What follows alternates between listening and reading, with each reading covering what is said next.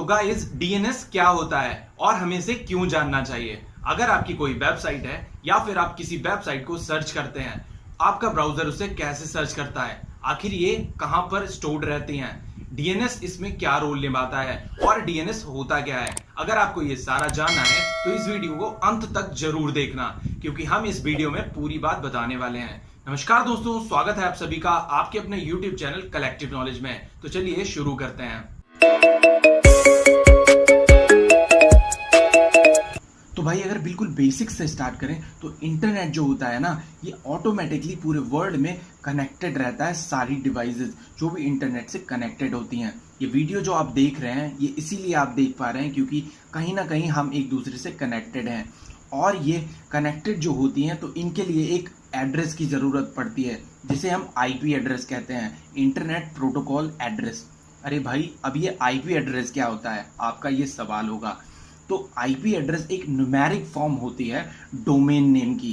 जैसे भी www.google.com अगर आप डालते हैं तो इसकी एक आईपी एड्रेस होती है, जो कि आप ये स्क्रीन पर देख सकते हैं। तो डीएनएस जब यूज होता है, जब आप कोई भी वेबसाइट सर्च करते हैं, तो डीएनएस इस आईपी एड्रेस को फाइंड करता है और आपको रिजल्ट में google.com या जो भी आपने सर्च किया होता है वो खोल के देता है। जैसे इसे हम एक एग्जाम्पल से समझ लेते हैं। हमने सर्च किया www.facebook.com, तो सबसे पहले डीएनएस क्या करता है, आपकी डोमेन नेम जो आपने सर्च किया है वो जाकर अपने सर्वर में सर्च करता है कि इसके अगेंस्ट कौन सी आईपी अलॉट हुई है।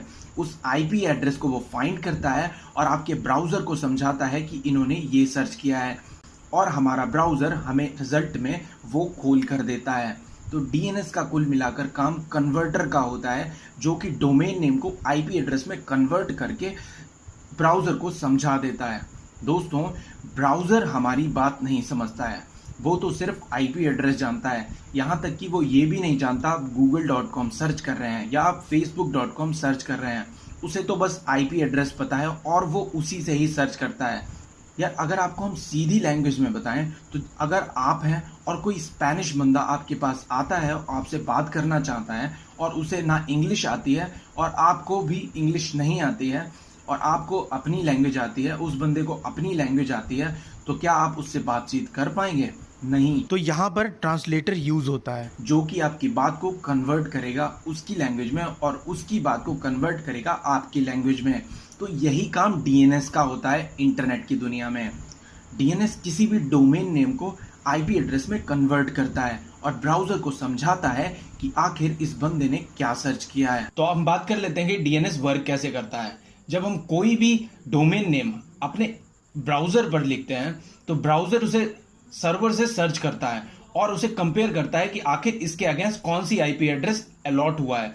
आईपी एड्रेस से ही ब्राउजर इंटरेक्ट करता है और आईपी एड्रेस को ही वो खोलता है। उसे खुद को ये बात नहीं पता होती है कि आखिर google.com क्या है।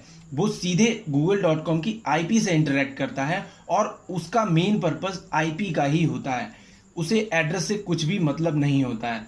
तो यही काम डीएनएस का होता है। अब हम बात कर लेते हैं क्या डीएनएस नेसेसरी है होना। अगर ये नहीं होगा तो क्या प्रॉब्लम्स आएंगी। जैसे कि आप हैं और एक स्पेनिश बंदा है, अगर आपको ट्रांसलेटर यूज नहीं करना है तो आपको उसकी स्पेनिश लैंग्वेज याद करनी होगी या फिर उसको आपकी हिंदी याद करनी होगी। यही एक तरीका है आपको एक दूसरे की बात समझने का, अगर बीच में ट्रांसलेटर नहीं है। तो ऐसे ही अगर हम आईपी एड्रेस को याद कर लें तो हमें डीएनएस की जरूरत नहीं रहेगी। लेकिन आईपी एड्रेस अगर सिर्फ आपको एक चीज का याद करना है तो आप याद कर सकते हैं, लेकिन अगर 50 आईपी एड्रेसेस आ जाएं और आपको बोला जाए ये गूगल की है, ये फेसबुक की है, ये इंस्टाग्राम की है, ये ट्विटर की है, तो आपको याद करना मुश्किल हो जाएगा।